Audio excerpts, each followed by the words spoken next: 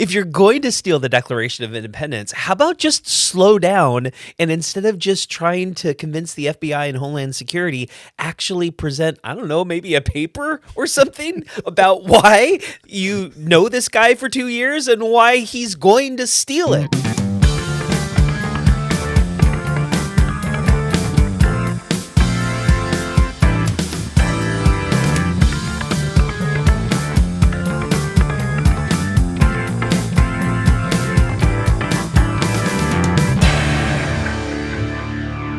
Welcome, everybody, to another edition of Doug Defends, the show where a real lawyer, especially today, is going to talk about very fake things. I am Billy Business, and he is my own national treasure, Aww. Doug Ridley. National treasure myself. I love that. Yeah. I love everything about that. The real treasure was the friends we made along the way, Doug. It really was. Because that's about all there is to today's. And the secrets. So many secrets. So many secrets. So many. Did you know I'm a conspiracies. Mason? No, but it tracks. Maybe I'll find the national treasure. There's nothing about that sentence at all that shocks me. We are talking about 2004's National Treasure, starring the weirdest, like, Mad Libs cast. We have Nicolas Cage, Diane Kruger, Justin Bartha, John Voight, Sean Bean, and Harvey Keitel. How they got all those people in one room makes no sense. Well, they maybe they tried to pull an Ocean's 11 thinking it was going to be like that level of cool. This is like one part Ocean's 11, one part Indiana Jones, a smattering of like Now You See Me, and then like a big just dollop of Da Vinci Code. Yeah. And then they're like, wait a minute. Let's make this for kids. Just take all the spice out of it. Just don't make it too spicy. And then you have a perfect recipe for National Treasure. It is. It's Kids Bop. It's Kids Bop version of Da Vinci Code. Kids Bop Da Vinci Code. Yeah. No, I liked this movie, and I do like this movie, and I've watched this movie a handful of times. Like every once in a while, I'm like, yeah, let's throw in National Treasure and take a nap. It's not. Here's the thing. It's not a bad movie. Yeah. It's also not a good movie. Well, it's just like there. I loved at the time and still do love the idea of this kind of clue following treasure hunt all happening here in the United States. And that to me was something that was kind of cool because I can't think of another movie that was like that. I mean, most of our heist movies, most of our clue-following treasure hunting movies previously have been, we need to go to Milan, we need to go to Egypt, we need to go to all these different places. And so the idea that it was steeped in American tradition and history, to me, was cool and super different, and I dug it. And Doug dug it. But the fans wanted us to do this. Yes, this is a fan requested episode that was in the comments. They're like, please do National Treasure. Yes. We listened to you. I hadn't seen this in almost 20 years because when the second one came out on Blu-ray, I just blind bought the first and second one, and I watched them both in a day. I remember enjoying them. Yeah. But they just meshed together in my head. So while I was watching it this time, I kept waiting for Ed Harris to come. He's not in this one. I was like, man, like we are pretty balls deep into this thing, and there's no Ed Harris. I was like, is that the second one? It must have been. Must be.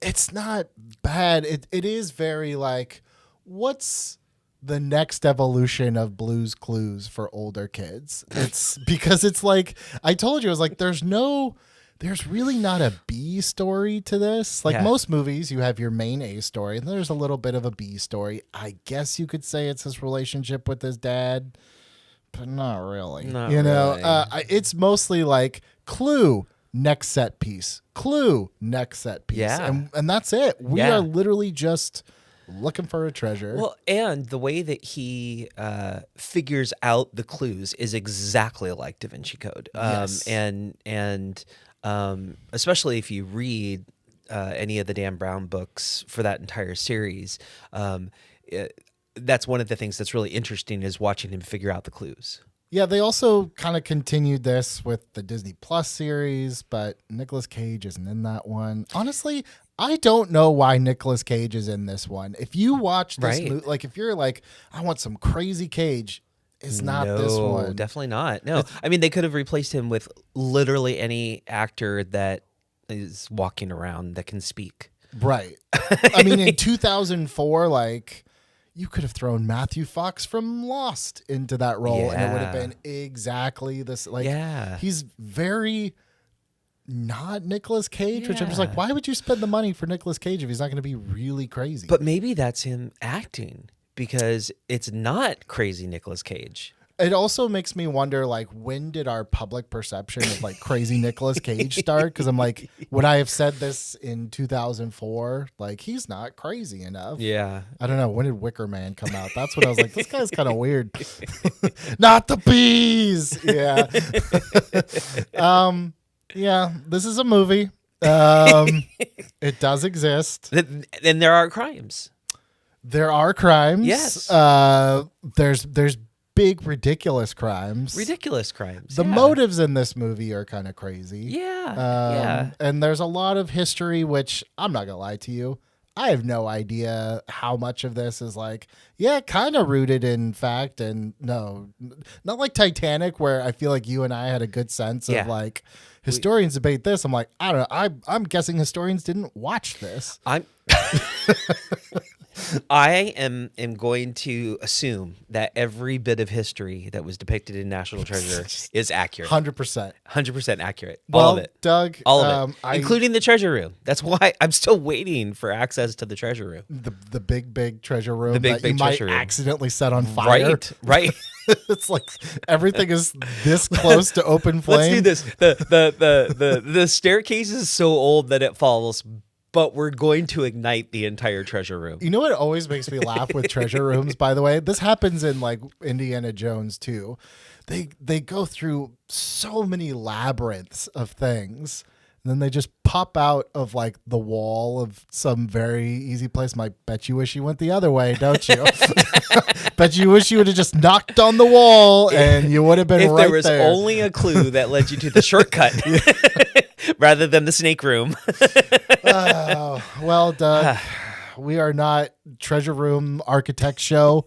We are not historical accuracy show. I'm a lawyer, not a historian. We are a legal show. Yes. So let's get right into this. All right. Because this movie is kind of based on like the premise is, what if a treasure map was hidden on the back of the Declaration of Independence? How would you get it? Yeah. The thing that kind of surprised me was we kind of get that out of the way in the first act of this movie. Yeah. Like the Declaration of Independence is one of like 8 clues. Right. But we've talked about finders keepers, and we've talked about a lot of the like historical artifacts and stuff.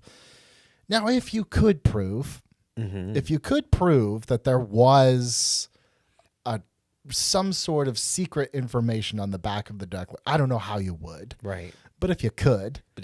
Is there any sort of like legal obligation for anyone to check that out? Like, could you be like, you have to check this out because there's a whole bunch of history that we could be unlocking? Or is it just like, well, maybe, but too bad? I think it would play out exactly the way it played out in the movie. Where he just goes and tells them and they're like, And I liked the scene is like, oh, and that's where we lost the FBI. Yep. And that's where we lost Homeland Security. I've looked at the back of the Declaration of Independence. It's invisible. Yeah. But no, there's no obligation. I mean, I think that the idea of trying to convince someone from exactly the way they did in the movie was really their best bet.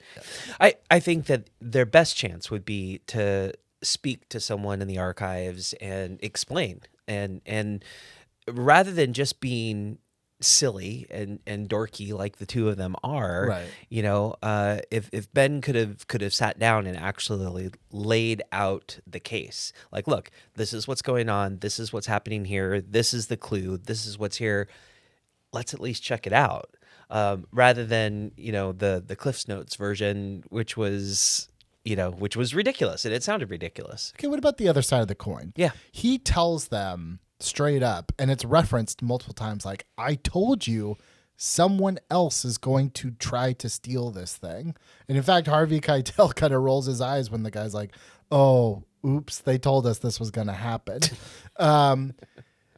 Does that motive help his case at all at the end? If it's like, hey, I clearly took this to protect it because I told them that someone else was going to do something bad with it. Like, if you were Ben Gates's lawyer, would you be like, you know, it would be, I guess my point is saying, like, it would be easy after the fact to be like, no, I took it because I wanted to protect it. Right. But the fact that he told them flat out, like, I'm going to do this if you're not going to. Right. Does that help at all? It does. I mean, it certainly does. And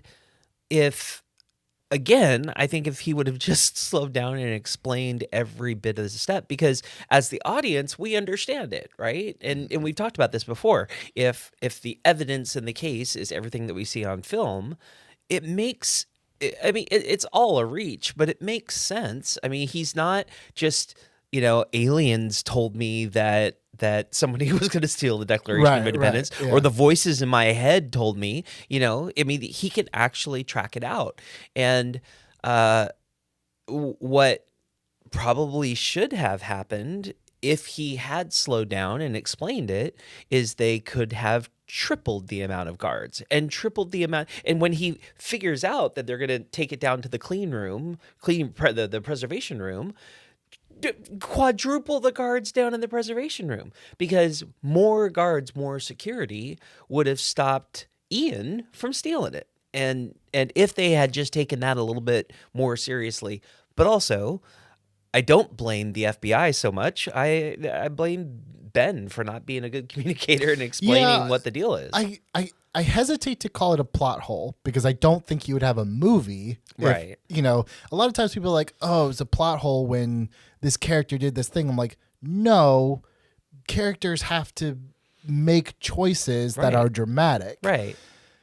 But in real life, why would Ben not just say, his name's Ian, here's a picture of him. Right. Whether or not you believe me, this is a threat, and just post it up like everywhere, like this guy's going to be here on this night, you know? And I know that because I've worked with him for the last 2 years, and we went to Antarctica, and here's the proof that we did that. And here's my receipts of he was my benefactor. And I know that he is going to come and do this. But also attempted murder. He did try to kill me in Antarctica. Yes, and I'd like to report that as a crime to the Antarctic police, you know, or something. Right. But then he finds himself in legal trouble, as we know, because he shouldn't have been digging around for that ship without anyone's permission, right? Well, let's talk about that for a little bit. Okay. The ship, you know, the very beginning of this movie. Hold on, should we just recap this real fast for anybody that's like, oh yeah, well, if you're going to explain this. the plot, it'll be real fast. Go Yeah. for it. This is the plot. No, sir. Let me explain to you the chain of events that loosely form what some may call a plot. There's the Knights Templar and kind of the founding fathers of America. There was all this great treasure. It's been hidden over history. The last time it was hidden was to protect it from the British ever getting it. Ben Gates, which is Nicolas Cage, it's been kind of his family's legacy to find this treasure. His dad thinks it's a crock of poo-poo, but Nicolas Cage believes it so desperately, takes a clue that his grandfather said, and as an adult, he teams with Sean Bean, who we get the idea is some sort of like millionaire treasure hunter guy. I don't know. Yeah. And long story short, they find out that the next clue is on the Declaration of Independence. A part that makes no sense is Sean Bean says, well, then we're going to have to steal it. And Nicolas Cage is like, we can't do that. You can't do that. So he tries to kill Nicolas Cage, and then Nicolas Cage is like, well, I've got to steal the Declaration of Independence. It's like, wait, why did you just stay with Sean Bean if it was negotiable? Like, this could have all been avoided. Anyways, once we get to the Declaration of Independence, the whole movie could have been avoided completely. It makes no sense. If I'm a prosecutor, I'm going to be like, wait. Your story doesn't hold up at all. The difference of the movie, if he had stayed with Ian, would have been that he would have had more resources to steal the Declaration of Independence in the exact same way and could have been there to make sure that he preserved it. And they never found would the have treasure gotten map. shot at. Right. No one would have blown up. No one. He would have never married Abigail. The FBI probably wouldn't have gotten involved. No. Yeah, it would have been crazy. It would have been. It would have just been Ocean's 11. But a less interesting Ocean's 11 because you're like, we don't watch Danny and Rusty in Ocean's 11 like try to like with a pad of paper try to figure out how to do this. We just know that they figured it out at some point. This is literally watching them just try to figure it out, which is incredibly uninteresting. I digress. They steal the Declaration of Independence. They find more clues. They bring along Dr. Chase, who she works at the National Archives. She's kind of coerced in all this, which we'll talk about. Yeah.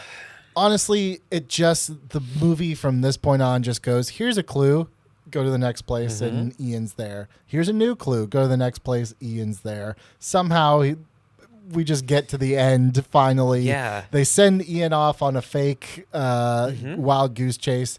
They get the treasure, and the FBI guy that's been chasing them the whole time, Harvey Keitel, turns out he's a Mason, and he's like, it's okay. But someone's got to go to jail, and they're like, oh, how about the other guy? And he's like, okay, that works. Yeah, makes sense. And then they offer him 10% of the treasure, and he's like, no, that wouldn't be right. I'll take 1%. So instead of jail time and like rotting in prison for stealing the Declaration of Independence, he walks away with the girl, assumed like hundreds of millions of dollars. Yeah.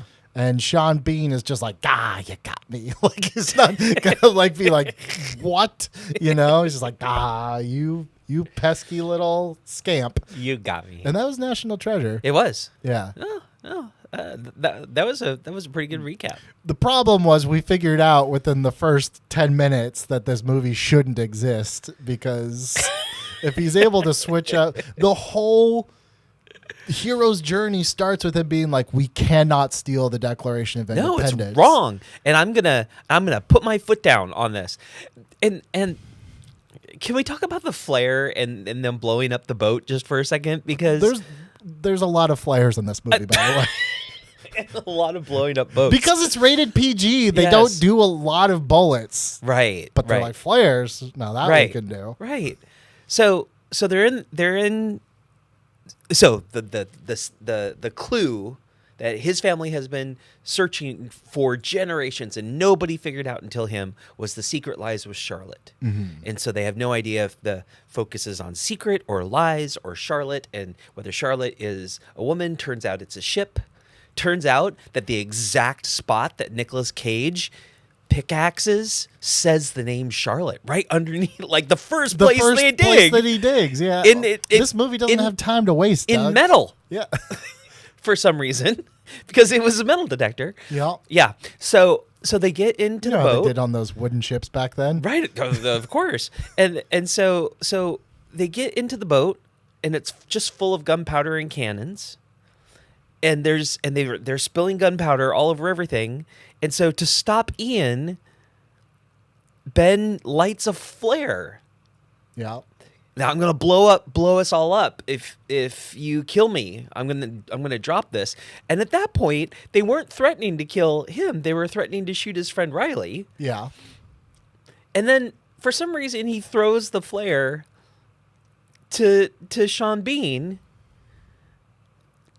But why? So that he might drop it? Well, we need to start with a set piece. That's why. We need a big action set piece. And it explodes, and it's awesome. And Yeah, what? Why? If you get hung up on that first scene on the Charlotte, this movie's not for you because it's not gonna get better.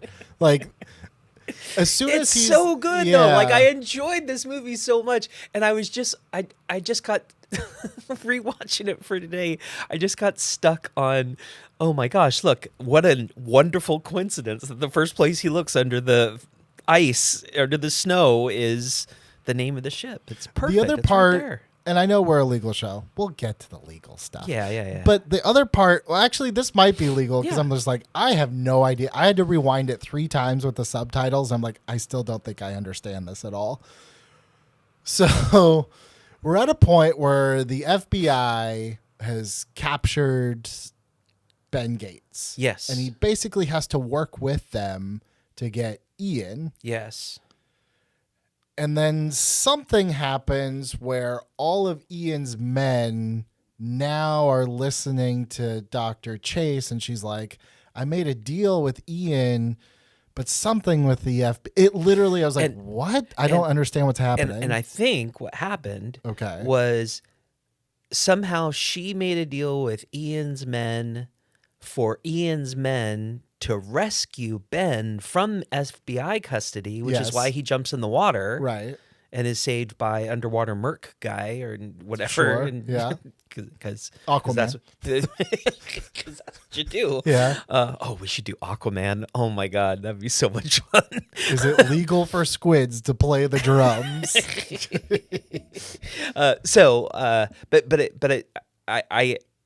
I guess it was to remove Ian or remove Ben from FBI custody.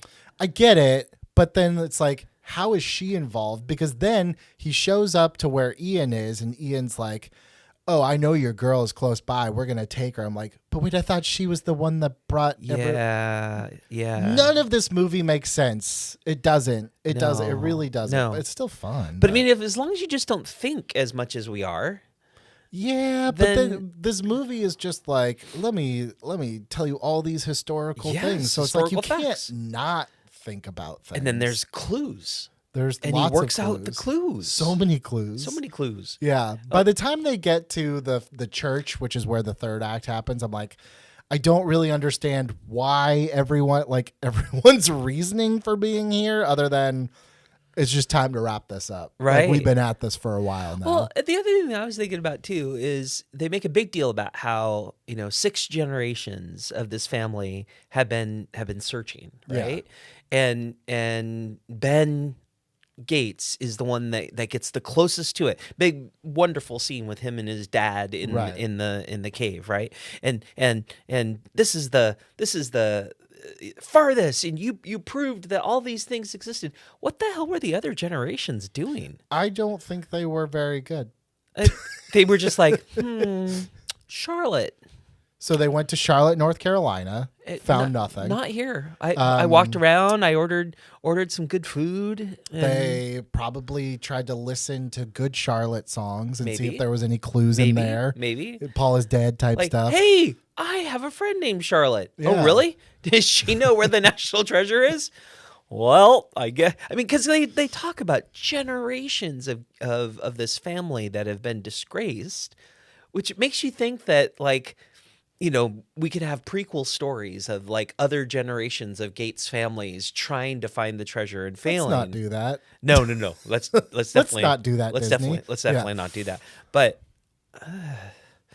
yeah.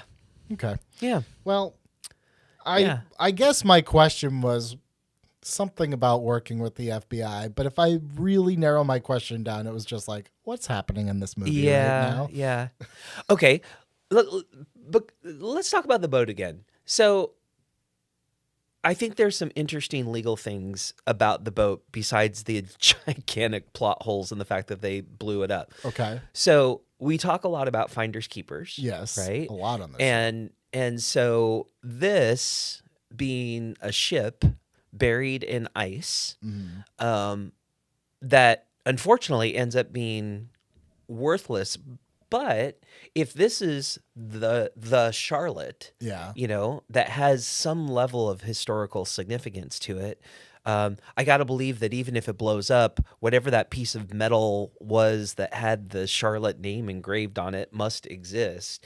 Like, so I guess I'm asking myself, does he have salvage rights to that? Which, according to you, no. No. I mean, this took place present day, which at the time Right. was 2004. So a lot of the laws that we've talked about in Indiana Jones and those types of things, and Titanic that we just did an episode on, like, no, he doesn't have a right to any of that stuff. Right. He basically stole that pipe, which ended up being the piece that he needed to unlock the treasure room. The treasure room, by the way, is 500 flights of stairs down, but only about 3 flights of stairs up to get back to. Well, yeah, I mean, that's physics. Yeah, right. But he's like, "Oh, look, a staircase." I'm like, "Bro, that's not going to get you anywhere close to." But where as you're were. fond of saying, we're not an architectural show; we're a legal show. For God's sakes, we really should be. Okay, let's talk about something. We've talked about this a little bit before. And I'm curious to see what you say now. I think we might have mentioned this in the Ocean's 11 episode, which was intent, right? Because a lot of our laws, I have to think, also go hand in hand with like, well, what was your intent when you broke that law, right? Now, in Ocean's 11, it was kind of, you said something along the lines of like, well, if you're borrowing it and you're giving it back, is that different than I'm taking it? Because I said, wouldn't every thief say, I'm just borrowing it? But Ben legitimately is not trying to steal the Declaration of Independence to sell it. Right. He's trying to borrow it, use it, return it, and also keep his definition of safe. Yeah, keep it safe. Although I can't imagine the last time the Declaration of Independence was rolling around on Philadelphia streets. Yeah, and I kind of question its ability to roll up at all. I'm going to tell you, I've bought some of those like Trends International posters from Five Below. That creases really easily. So I'm going to guess, a hundreds of years old document is not just going to be like, oh, just be really delicate. I'm like, no. There's going to be some creases at the top of that. Well, thing. and not just that, but how. I mean, I honestly don't know. Maybe the historians that are watching the show can tell us. Yeah. But is it even rollable? Is it? I would be afraid that the second you move it at all like this, it just crumbles, just brittle. Yeah. I mean, unless they made it on linen. I wouldn't know. I don't know. Yeah, please go. Go. Tell us whether it's rollable. Yes. Is the Declaration of Independence? Is it 24 by 36? Could I go to Walmart and get like a little frame for it? You should be able to. So intent. Intent to only take it for a small period of time, rub some lemon juice in a hairdryer on the back of it, and then return it. Yes. Yeah. I mean, let's take the Declaration of Independence out for just a minute. Right. Replace it with anything. If someone broke into the Smithsonian and took the Wizard of Oz shoes and like, I just wanted to wear them for 5 minutes and then I put them back. I didn't damage anything. I just wanted to wear them and then I put them right back. I would assume that person is still in a world of trouble, but a world that is much less than someone that stole them and sold them on the black market. If they took the shoes to just wear them for a small period of time, I think there's some mental health issues going on there that we should maybe explore. But let's assume just for a second that they didn't intend to keep them forever, right?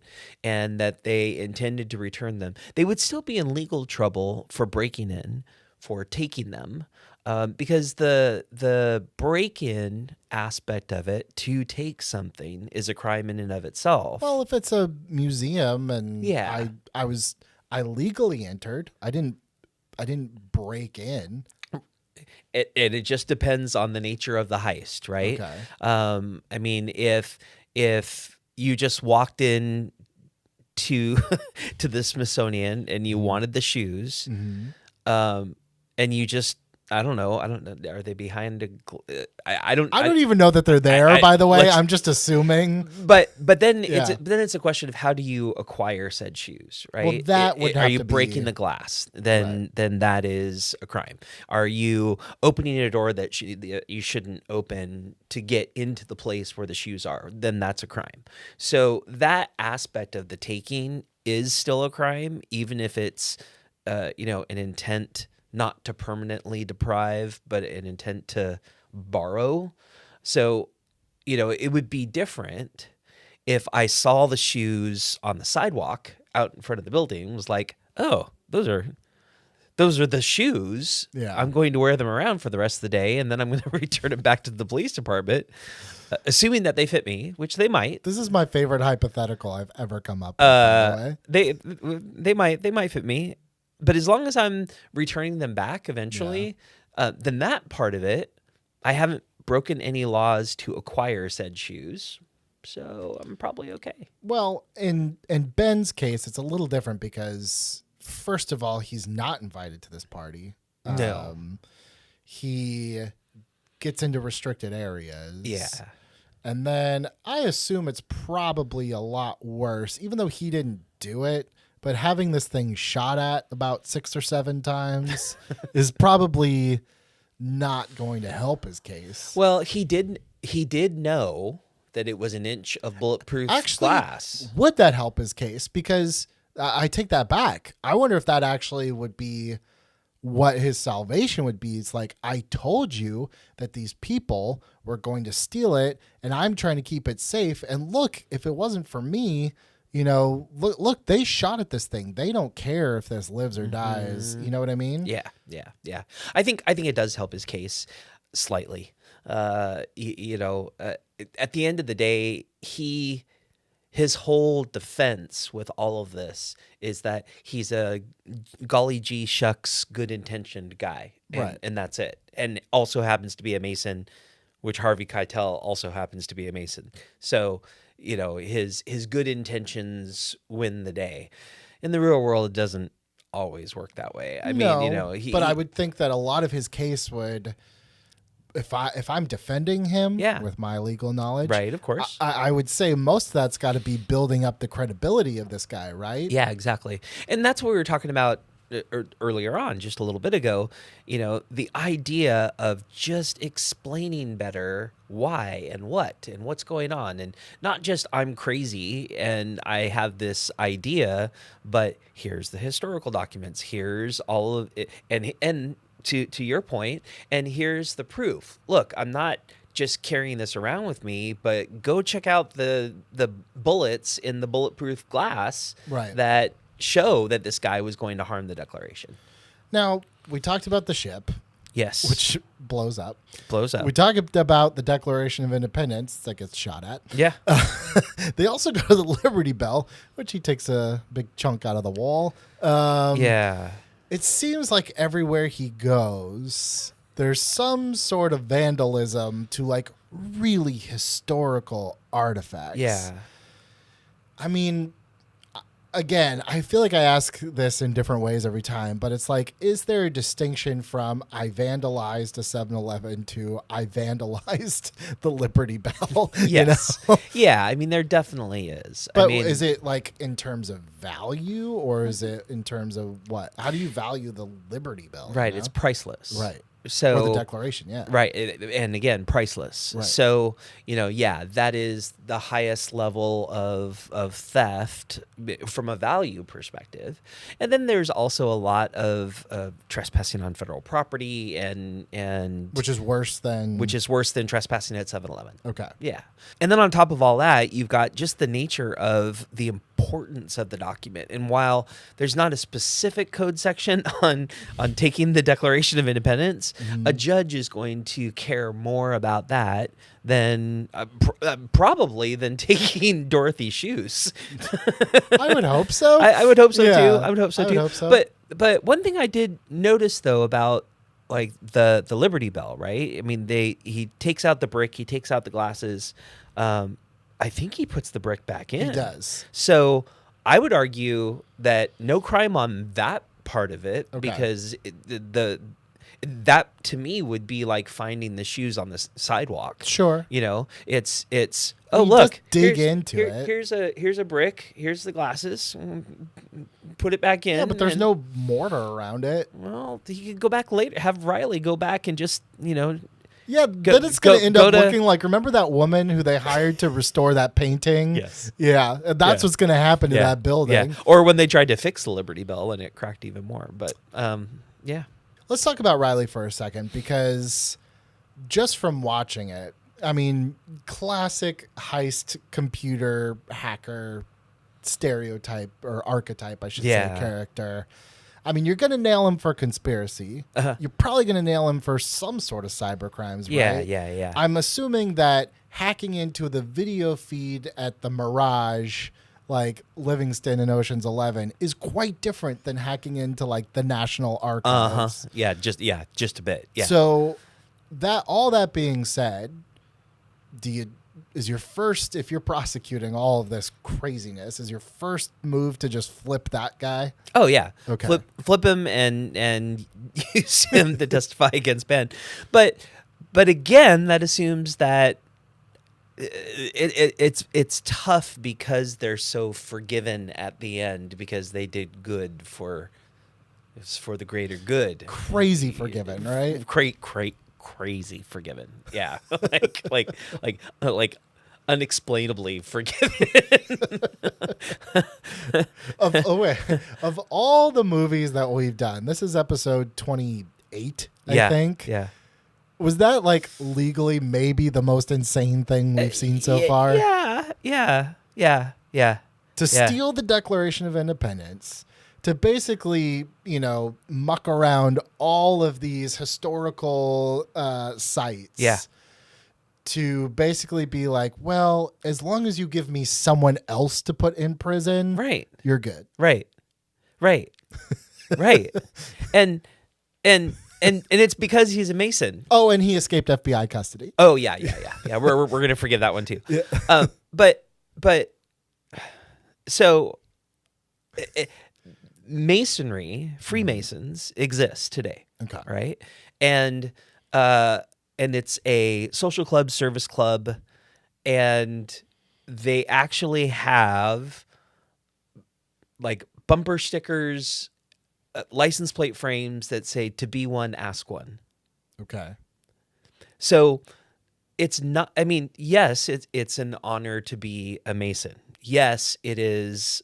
A big deal, and there are things that you need to memorize and go through, and all of those sorts of things and then you swear to secrecy that you don't talk about those things. It's not the hardest thing that you will have ever done in your life to become a Mason. It's not. It's memorizing some things. It's promising to be a good person and going through some rote memorization. Is it like ceremonies. Pledging for a frat? No. Okay. But really, it's a matter of going through some ceremonies and processes and some applications and things along those lines. Okay. Like if you wanted to be a Mason, you could be a Mason by asking a Mason and being a Mason. So the idea that they're sitting there at the end and he just kind of like twirls his Mason. I have a Masonic ring. I've never successfully used that to get out of a crime. Or get forgiveness and permission for stealing the Declaration of Independence. A discount at Applebee's or something? No, I didn't. And I made a joke like, so where's the hidden gold? And they're like, oh, that's funny. Everybody asks that. There's no hidden gold. I'm going to assume there wasn't, or else we probably wouldn't be here right now. Right. If I had my 1% of the Masonic treasury hidden gold from National Treasure, no. We would be hiring somebody else to do this. All right. So the other factor in this is Dr. Abigail Chase. Now, she works for the National Archives. Yes. And I think she's the last person. And Dr. Chase is a woman. Shocker. In 2004? They were like So, and yes, she's pretty. Yes, but in 2004, not really shocking. No, that someone smart happened to be a woman. No, it like doesn't land at all. No, yeah, here's like okay, it didn't even land at the time. No, but she kind of like gets roped into this. I wouldn't say she like joins of her own free will. Right. She figures out what's happening. Yes. She tries to stop Ben. Yes. But then they get shot at by Ian's people. Yes. And in order to save her, because Ian's going to kidnap her, Ben rescues her and then just kind of brings her along. And after a while, it's really once she sees that there is something on the back of the Declaration of Independence, that she's kind of like, well, now I'm on board. But would you say, I mean, if you were representing her, could you be like, she was kind of coerced and kidnapped? She should have nothing to do with this. Yeah, I would definitely agree with that. And then from there on, the other things that she's involved with involve less of theft and more of clue finding and clue figuring outing, and that's pretty much what she does.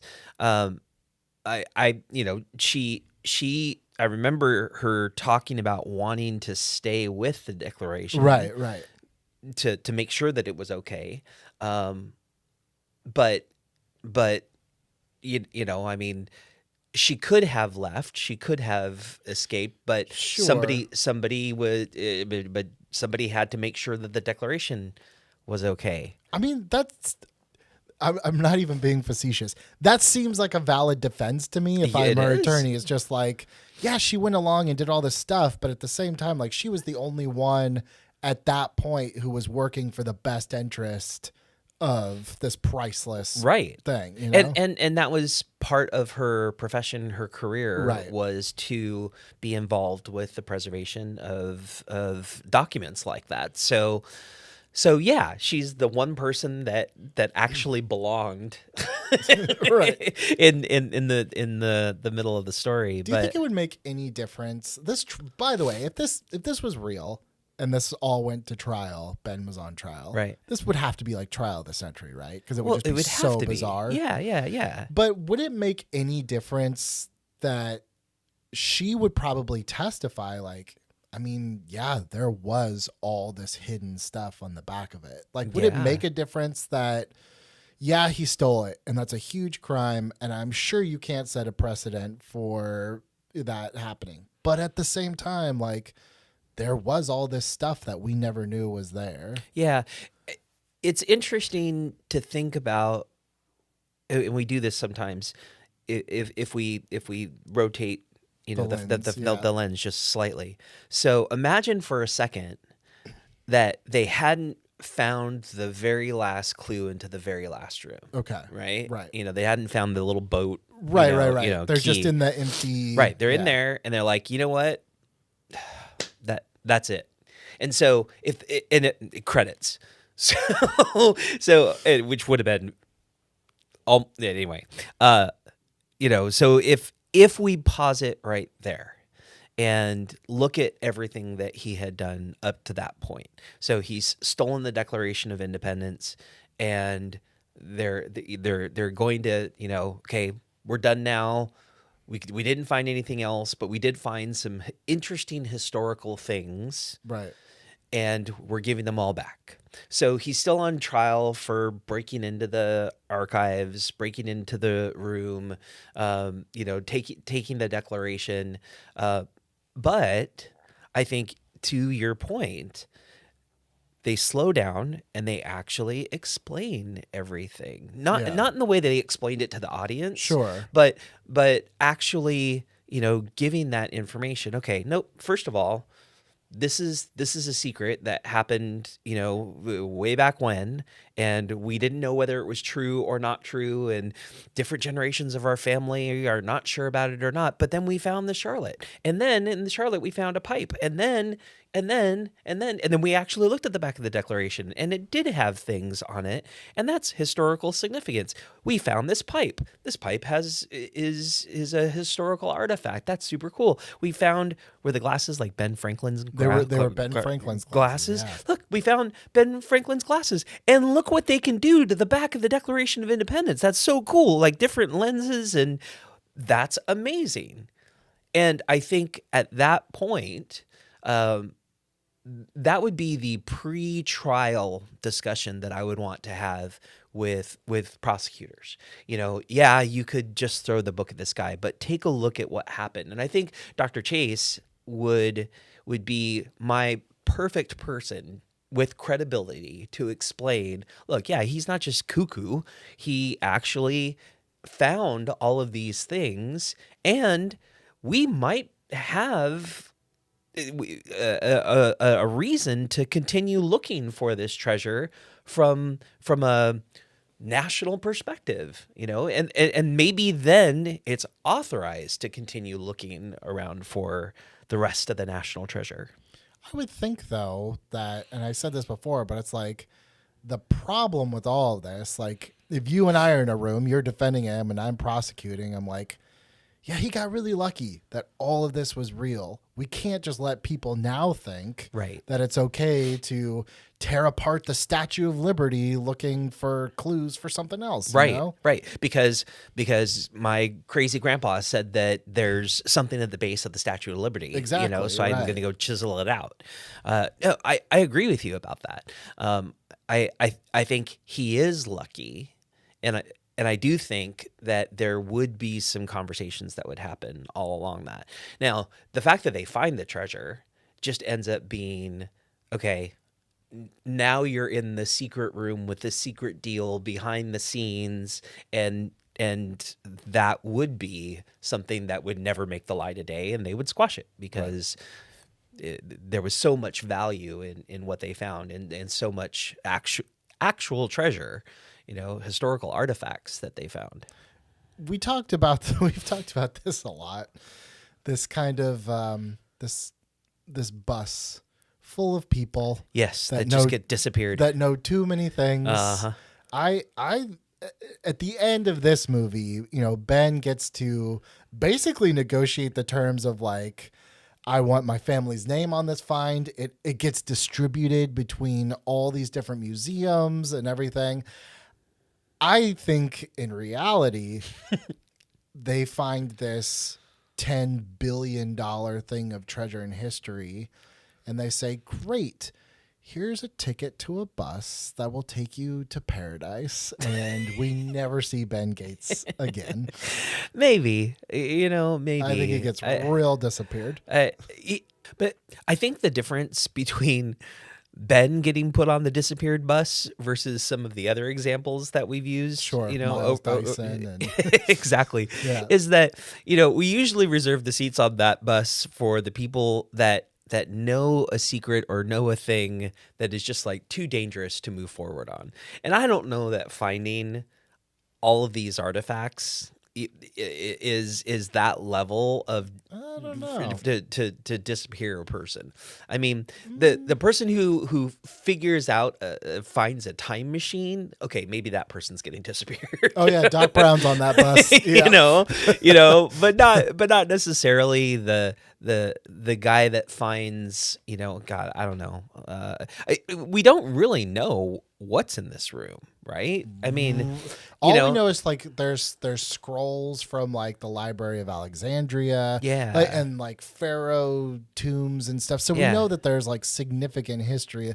I don't think like any like JFK tapes are in there, right? But and that might be a reason to get somebody disappeared, but this just seems to be the collection of treasure from over the centuries. At the very, very beginning, they explain, right? The treasure is, starting back in ancient Egypt, and it's just this collection of treasure that grew and grew and grew. So I don't know. Also, how the hell did they get it into the United States? They don't really explain that part of it. No, I mean, that would have been no. boats and boats and boats and boats. That It was would a have taken- big ass room. It would have taken years. Yeah. Like years. And those boats would have sank. Yeah. But that's a different movie, right? Right. Well, we talked about it last week on the Titanic episode. I mean, that's what James Cameron was really looking for. He was looking for the national treasure. Let's get to some fan questions because maybe they got something I don't. This one's interesting. If Ben publishes the clues online, could he be liable for what other people do? So if Ben was just like, look, I want this solved. I don't want any of the responsibility, but maybe someone else will go do it. He just does it like open code. Yeah. Oh. If he does, the Drudge report for national treasure clues. Yeah. What's interesting? So what's interesting about that is that there is this one little bit of dialogue I remember where Riley says, we could just go to the press. Which, how interesting would that have been if in that moment they said, here are all the clues. There's a guy that's going to steal the Declaration of Independence. I mean it. The FBI is not taking me seriously. And here's the list of all the clues. Please, somebody go and try to find this treasure. I don't think that would ever happen because so much of his motivation is restoring the family name, right? Sure, but the question is, would he be liable if someone did all of these things because he was like, it's all out here? No, I don't think so, because the only reason why he knows what he knows is from reading it from other people. That's true. So, all he's doing is turning on the next generation onto the quest. Yeah, it would also probably, again, this goes back to his muddy motives, because if after the Charlotte he had done that, he'd put this clue online, then the Declaration of Independence would not have gotten stolen because security would have been beefed up. If someone online is, I mean, at this point in history, if someone makes a threat that seems even somewhat credible, they're going to beef up security, right? Yeah. So it's like, you wouldn't put it online unless you didn't want it to be stolen. If you put it online, then it's not going to get stolen. Right. But then you kind of do want it stolen because you want to know if it has it or not. And that's where it gets muddy. But maybe then there's enough interest that Dr. Chase would have taken it out and carefully looked at the back. Okay, here's another question. This kind of goes back to what we were talking about a little bit earlier. Can the government censor knowledge if it creates a national security risk? So if the government did believe him, there's a map on the Declaration of Independence. Can they be like, well, we can't tell anyone that because we can't have anybody steal it? Yeah, it's classified, and that's that. In the story? Yeah, I think that they would classify that information, and that would be the end of it, if they truly believed him.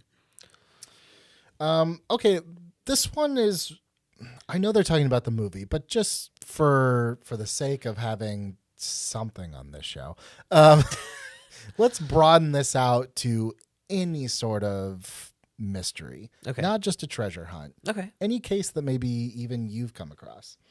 If you solve a mystery using stolen evidence, can it still be used in court?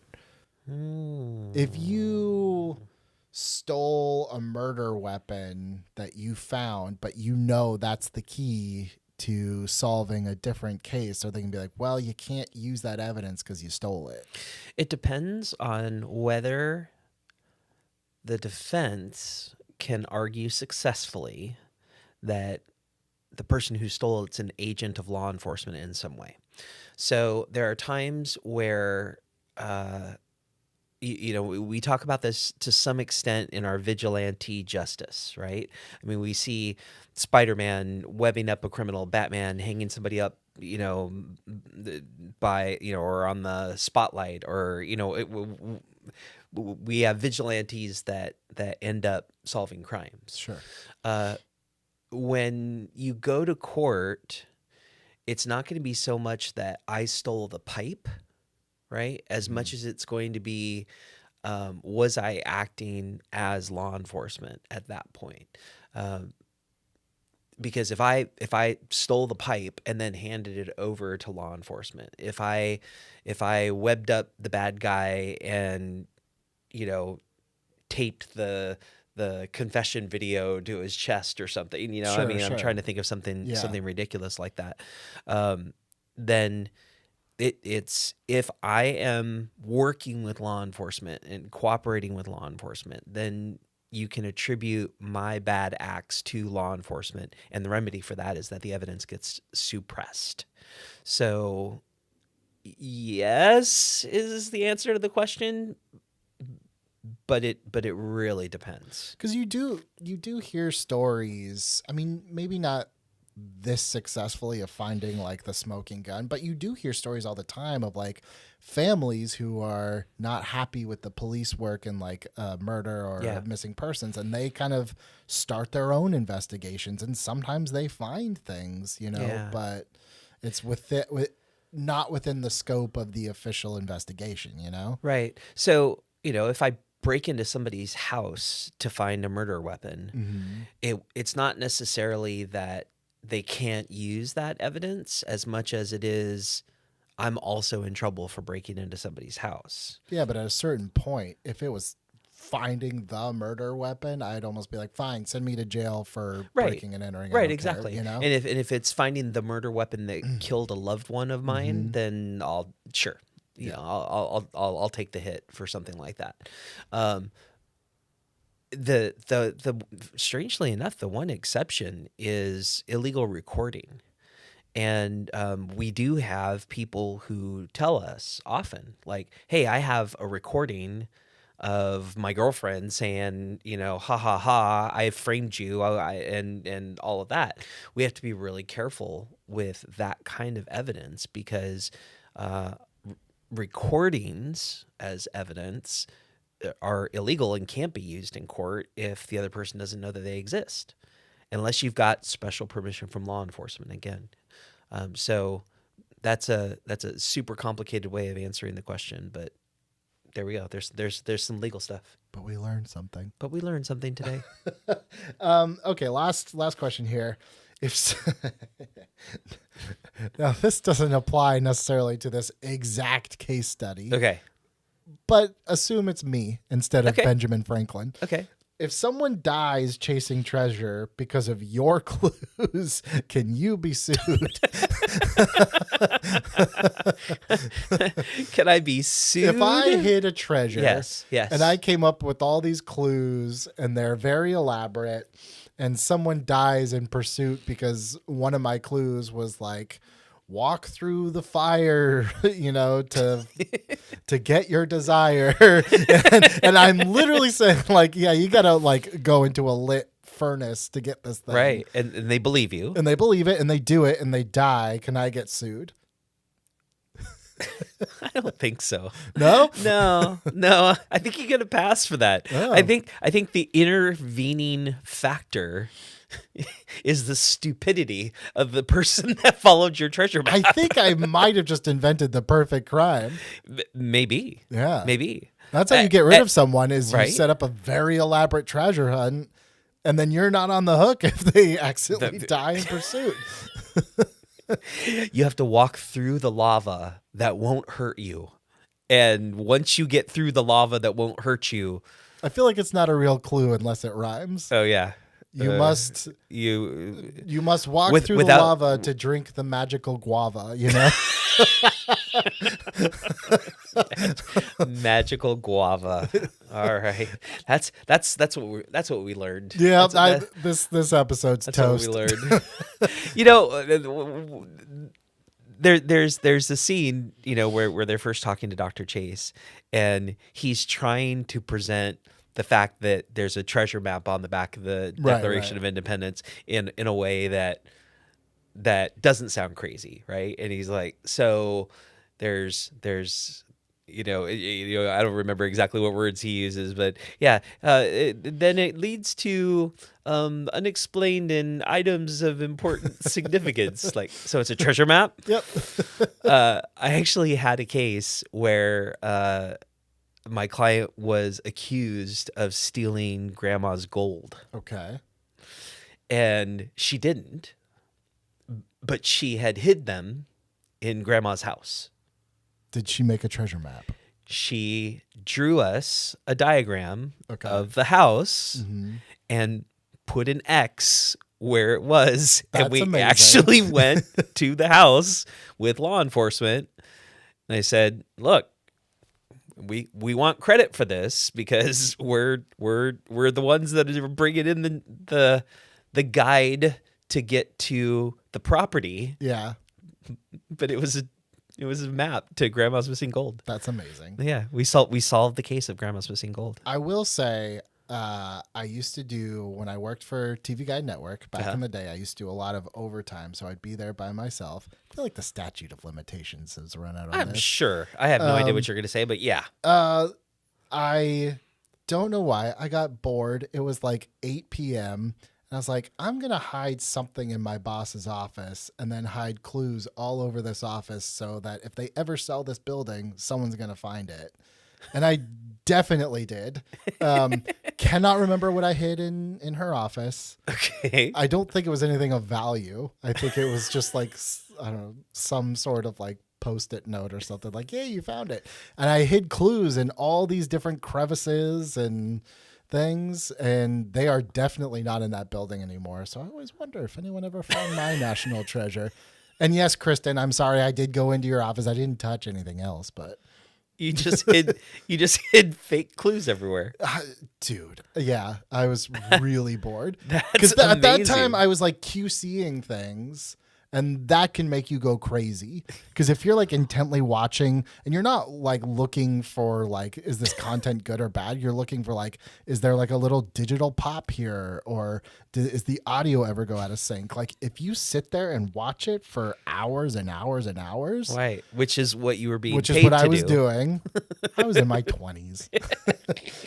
I was like, you know what? Treasure map. This sounds like a lot of fun. And that's all I've got. I love it. Kristen, if you're really upset, talk to my lawyer. So that's it for National Treasure. If you have any more requests, we do look at these. We do. Yeah. And clearly we honor them. Yeah, we will. By hook or by crook. We will get an episode out of this. But if you want to look at some of the other episodes we referenced, Indiana Jones, Titanic, those are all right here on the YouTube channel. Or if you want to listen to them, Spotify, Apple Podcasts, wherever you get your podcasts, we are there. Doug, thank you very much for teaching us something today. Yeah, we learned a lot about nationals and treasures. Yeah, today. And a lot about the Freemasons and what you can and can't say. There you go, exactly. So, and that Nicolas Cage is not always crazy. No, if you ever want to watch a movie where Nicolas Cage isn't crazy, National Treasure might be for you. It's for somebody. We will be here next week with Black Panther. Ooh. So watch out for that. We will see you guys right here next week.